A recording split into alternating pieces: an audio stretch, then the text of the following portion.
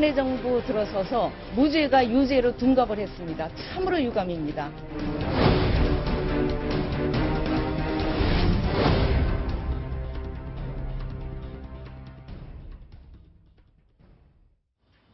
자, 지금 한명숙 전 국무총리에 대한 재판이 계속 장기화되고 있다는 부분 저희가 영상으로 꾸며봤는데, 자, 지금 야권 연대의 책임을 지고 있는 당시 대표였던 바로 한명숙 의원, 이 논란이 계속되고 있습니다. 지금 재판이 무려 53개월째를 끌고 있는데요. 신기록이라고 합니다. 자, 그리고 노무현 정부에서 실장을 지낸 바로 문재인 의원, 그리고 DJ 정부에서 실장을 지낸 바로 박지원 의원의 당권 경쟁 이야기까지 자세히 한번 알아보겠습니다. 자, 먼저 그 재판이 어떻게 진행돼 왔는지를 이남희 팀장께서 소개를 좀 먼저 해주시죠. 노무현 정부에서 국무총리까지 지낸 한명숙 새정치민주연합 의원, 지금 4년 5개월째 그 불법 정치자금 그 수수 혐의로 재판을 받고 있는데 4년 5개월째 결론이 나고 있지 않습니다. 어떤 사건인지 좀 설명을 먼저 드리겠습니다. 일단은 그 한명숙 의원이 그 한만호 전 한신건영 대표에게 현금 수표 총 합쳐서 3차례에 걸쳐서 9억 원 정도를 받았다는 건데요. 2010년 7월에 기소가 됐고요. 그런데 2011년 11월에는 1심에서 무죄가 났습니다. 무죄가 났군요. 예, 그 돈을 줬다고 하는 한만호 전 대표의 진술이 검찰 조사를 받을 때는 돈을 줬다고 했다가 법정에서는 주지 않았다고 했다가 진술이 엇갈렸기 때문에 무죄가 난 겁니다. 그런데 2심에서는 바로 판결이 항소심에서는 뒤집힙니다. 그러네요. 2심 판결에서는 징역 2년. 이렇게 진술이 번복됐더라도 검찰이 내놓은 증거를 보면은 신빙성이 있다고 판단을 해서 2심에서는 유죄가 나온 겁니다. 그런데 지금 대법원 4년 5개월이 지나도록 지금 결론을 못 내고 있습니다. 검찰이 기소 의견이 어땠는지도 제가 좀 설명을 드려야 할 것 같은데요. 다음 화면 좀 보여주시죠. 네, 1심에서 무죄가 난 거 방금 설명을 드렸지만은 진술의 신빙성 왔다 갔다 한다. 하지만 2심에서는 왜 이렇게 판결을 내렸느냐. 진술 번복해서도 최초 진술 신빙성 그 검찰이 내놓은 어떤 그 증거 자료를 믿을만 하다.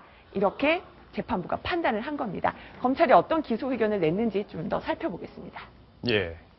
보면은요, 아직 화면이 안 나오고 있는데 한명숙 그 의원의 남동생이 그 한만호 전 대표로부터 그 건너온 것으로 추정되는 그 1억 원 정도의 수표를 쓴 것으로 보인다. 이런 부분이 있고요. 또 한명숙 의원 측에서 한만호 전 대표에게 돈을 2억 원 정도 돌려준 것으로 보인다.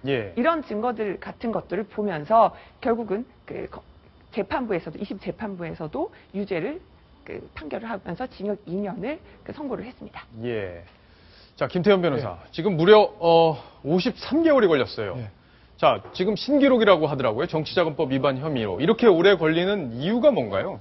글쎄, 그건 참 저도 궁금한데요. 대법원 넘어간 지 지금 1년 넘고 2년 다 돼가고 있습니다. 그러니까 물론 그 대법원의 고민이 이해가 갑니다. 왜냐하면 1심과 2심의 결론을 달랐고 결론을 다른 이유가 어떤 법리적인 이유가 아니라 어떤 진술의 신빙성을 판단하는 것이기 때문에 대법원에서 좀 더 신중하게 판단하는 것은 이해는 가나 너무나 오래 걸리고 있다는 데 문제가 있는 것이죠.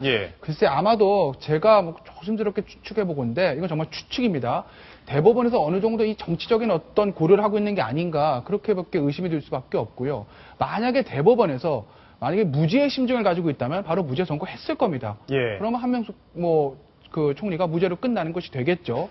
근데 만약에 대법원에서 유죄를 선고하게 되면 이거 정치적 파장이 만만치 않거든요. 기본적으로 그렇게 되면 실형이기 때문에 한명숙 의원은 뭐 구속이 돼야 될 것이고요. 그렇게 되면 체포동의안 문제도 생길 것이고 여러 가지 문제가 생길 겁니다. 아마도 그런 것을 고려해서 대법원에서 조금 눈치를 보고 있는 것이 아닌가. 심히 우려스럽고요. 하나만 제가 또 말씀을 드리면 이것 때문에 그런지 모르겠지만 1심, 2심에서는 한명숙 전 총리의 변호인은 고 노무현 대통령과 굉장히 관계가 많은 어떤 법무부에서 했습니다. 그런데 대법원 가면서 유명한 대법관 출신 변호인을 추가로 선임했죠. 그게 영향이 있는지는 저도 잘 모르겠지만 하여튼 상황은 그렇습니다.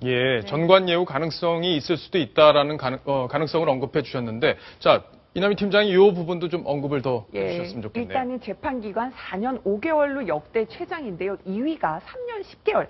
백이선 전 의원은 선거법 위반이었는데 3년 10개월 만에 결론이 났습니다. 그래서 그 3년을 제치고 지금 한명숙 그 의원이 지금 재판기간 1위를 달리고 있고요. 보통은 이런 그 불법 정치자금, 그러니까 정치자금법 위반 이런 사건의 경우 통상 2년이면 일단 결론이 난다. 그런데 결국은 한 2배 이상 그러게요. 재판 기간을 초과한 것이다. 이런 얘기가 나오고 있습니다.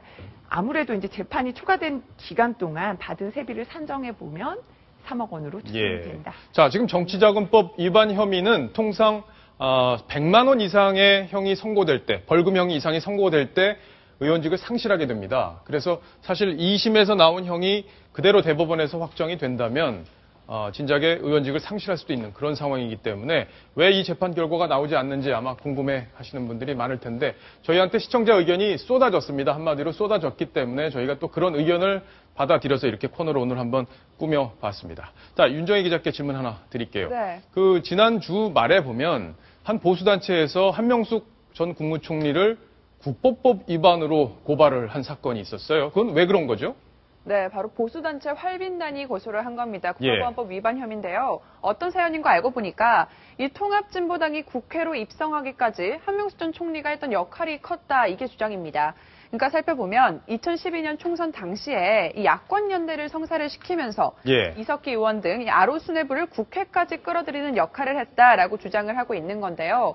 이 활빈단 이 단체가요, 이 한 전 총리 고발하기에 앞서서 이 통합진보당 소속 의원 5명 그리고 당원 10만 명도 이미 고발을 한 바가 있거든요. 그래서 지금 검찰에서는 이 통진당 당원들과 의원들에 대해서도 국보법 위반 혐의로 지금 그 수사를 진행 중인 상황이고요. 한 전 총리에 대해서도 이제 앞으로 마찬가지일 겁니다. 자, 김태현 변호사께 질문을 또 하나 추가로 드릴게요. 자, 이렇게 고발이 이루어지면 검찰이 수사할 수 있습니까? 어떻습니까? 고발이 있으면 당연히 검찰은 수사를 할 것이고 물론 저 한명숙 총리의 저 부분들이 국가보안법 위반이 되는지에 대해서는 사법적인 판단을 거쳐야 되겠지만 원칙적으로 고발이 들어왔기 때문에 검찰은 수사를 할 수 있고 당연히 수사를 해야 될 것입니다. 예. 자, 수사를 근데 어떻게 할지 좀 진행을 지켜봐야 될 듯한데, 자, 지금 과거의 야권 연대 상황으로 다시 한번 돌아가 보도록 하겠습니다. 이남희 팀장, 네. 당시 현장 취재를 했었을 텐데. 기자들 맨날 새벽 4시까지 이렇게 협의가 이루어져서 기자들이 굉장히 힘들었죠. 밤에 집도 못 가고 힘들었던 취재가 생각이 자, 근데 오늘 제가 그 당시에 공동 정책 합의문을 한번 봤어요. 당시에 통진당과 통합민주당이.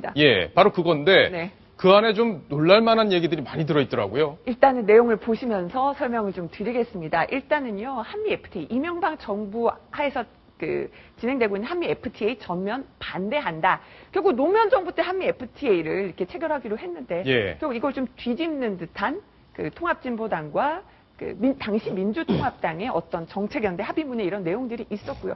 또 하나는 국가보안법 폐지라는 부분도 바로 이 정책연대 합의문에 들어가 있습니다. 그러니까 이게 제1야당도 국가보안법 폐지를 사실상 공약한 거네요. 그런데 이 부분에 대해서 사실 새정치 지금 민주연합에서는 이 부분에 대해서 전혀 얘기하지 않고 있거든요.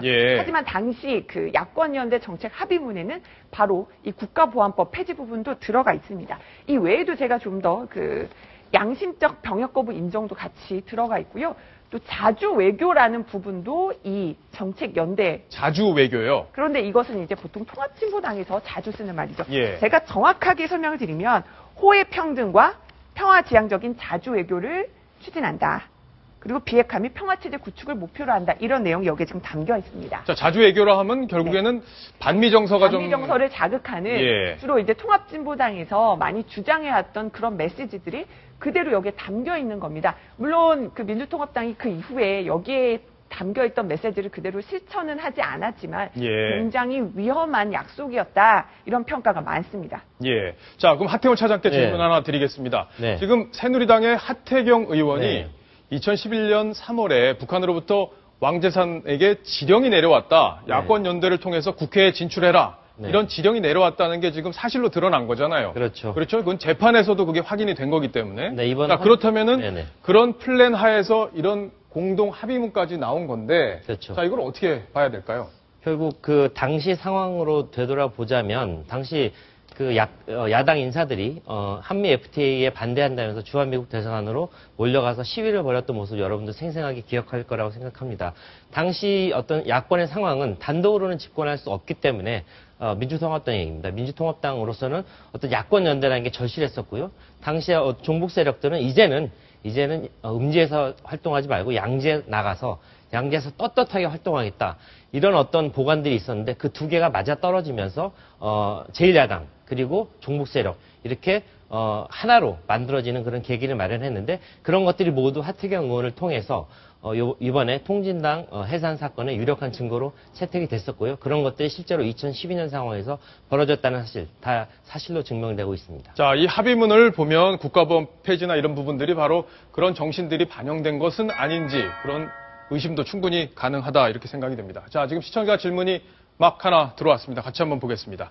자, 한명숙 의원 재판이 해를 넘겨서 최장 기록이라고 하는데 법적으로 그 기간을 정하지는 않는지요? 이런 생각도 한번 해볼 수 있겠네요. 김태현 변호사께서 답을 주셔야겠습니다. 정해진 기한은 없습니다. 없습니까? 만약에 한명숙 총리가 구속 기소가 됐다고 하면 예. 1심 6개월, 2심 4개월, 3심 2개월의 기간 제한이 있지만 지금 불구속 상태에서 재판을 받고 있는 것이기 때문에 안타깝게도 정해진 기한은 없고 대법원 입장에서는 뭐 3년이고 4년이고 5년이고 할 수는 있습니다. 다만 국민들이 여기 관심을 갖고 있기 때문에 다음 총선, 다음 국회의원 임기 한 1년 좀 더 남지 않았습니까? 그 전에 빨리 결정을 내려야 될 것입니다.